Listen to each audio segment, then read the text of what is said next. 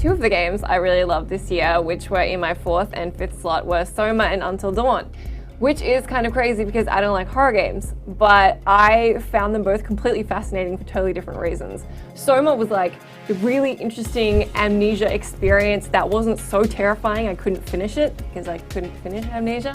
It had some really fascinating things to say that you'd find in like a philosophy class in university, while Until Dawn really was a quintessential horror movie game. It was so much fun and way better executed than I think any of us expected it would be.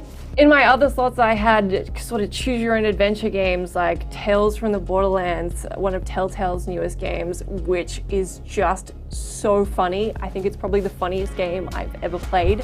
It has a wonderful sensibility and atmosphere about it, which you don't come to expect from Telltale, given they've delivered such serious and lore-heavy experiences before. But I guess working with the Borderlands universe let them be a bit more silly and a bit more playful, and it all worked out really well. Aside from Tales from the Borderlands, which was just good fun, I had Dreamful Chapters in my 3rd slot, which is a game I backed on Kickstarter, I will say that now.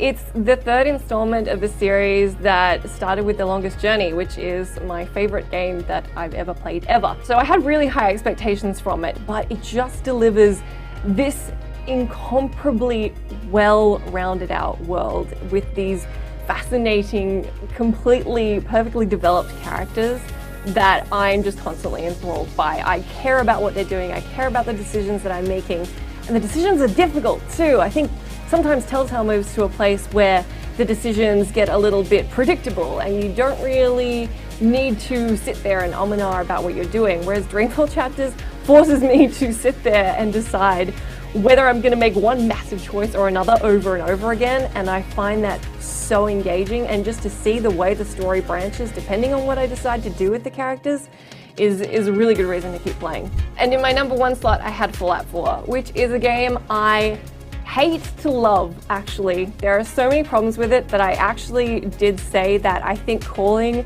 Fallout 4 Game of the Year is a disservice to Game of the Year, because I think it does so many things that I wish it did better, like the conversation system and stuff like that. But at the end of the day, I love that world. I love walking around it. I love running into NPCs who have insane, horrible, sometimes tragic backstories, and talking to my companions who are all really fleshed out. It is just a really engaging game. I love building things. I love being my voiced character.